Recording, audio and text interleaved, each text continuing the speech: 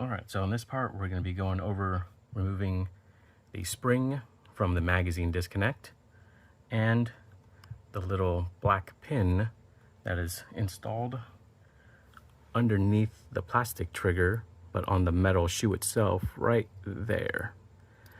And you only need to remove this black pin if you plan on installing an Armory Craft trigger. If you take a look at the plastic trigger and the Armory Craft one, you can see that it's hollow right here, whereas the Armory Craft is solid.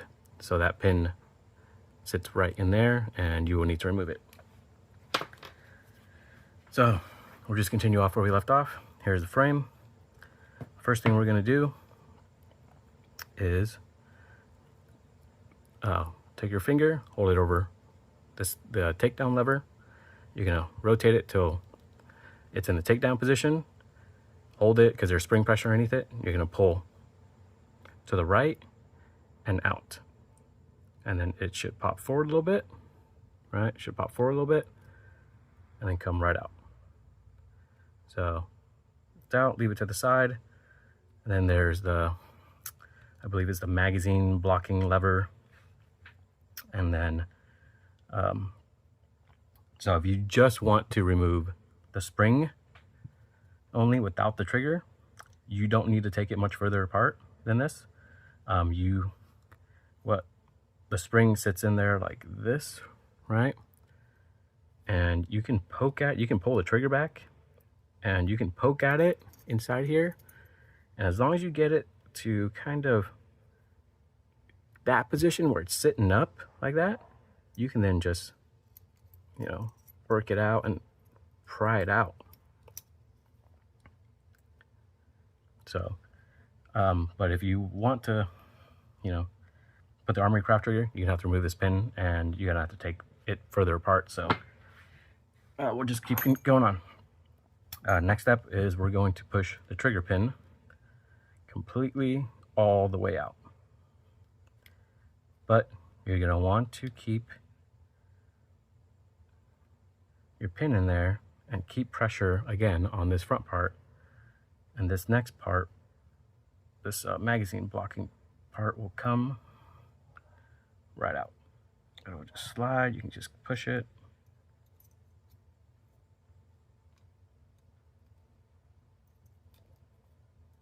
There is a spring in there, right there. And that just goes right in the middle there, just like that. All right, now this spring that was once captured in between here and the trigger can just, all right, so pull this piece out, set it down.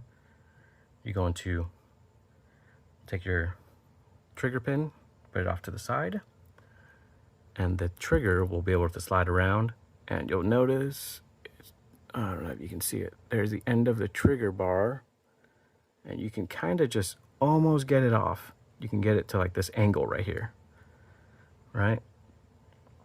And that gives you just enough to where you can take your punch and punch this black piece out of the hole in the trigger right there. Gonna have to angle it, do some funky stuff. You can see it's just barely hanging onto the trigger bar. Additionally, if you do want to pull the trigger like upwards out more, the only thing preventing it is this pin right here that holds the slide lock, slide release. You can just push it out just enough to where it clears, and you can get the trigger bar,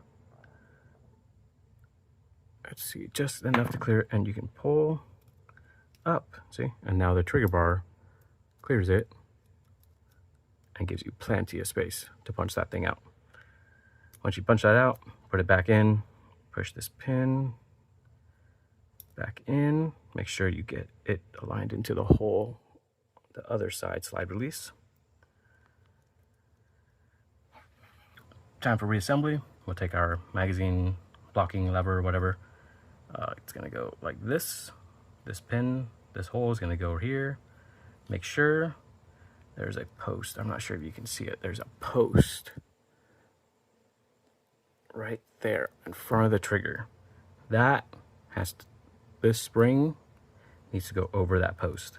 So when you're putting it back together and sliding it together, yeah, make sure it's gonna line back up. And I just put it in upside down.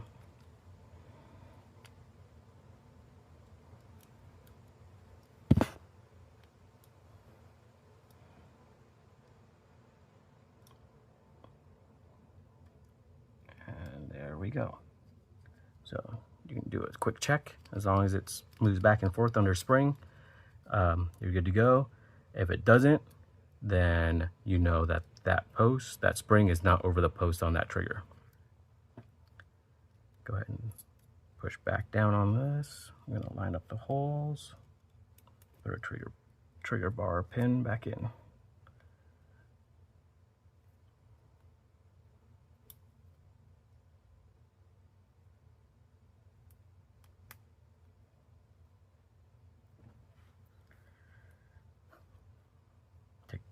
Take down lever, put it into the takedown position, slide it down, and then push in, snap it in, put it into the locked position if you want so it doesn't come flying out.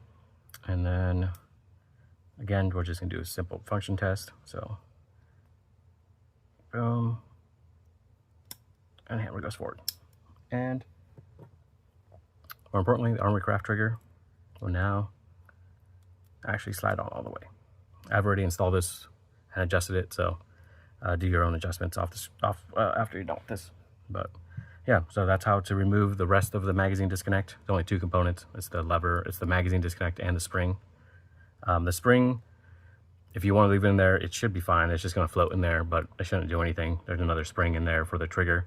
This is not going to really do anything. The pin, you don't have to remove if you plan on keeping, you know, the factory plastic trigger bar. And yeah, that's it. So enjoy. All right, and this is how it is all installed with the Armory craft trigger. I have mine set with a good amount of pre-travel. I don't know, that's just my preferred way, but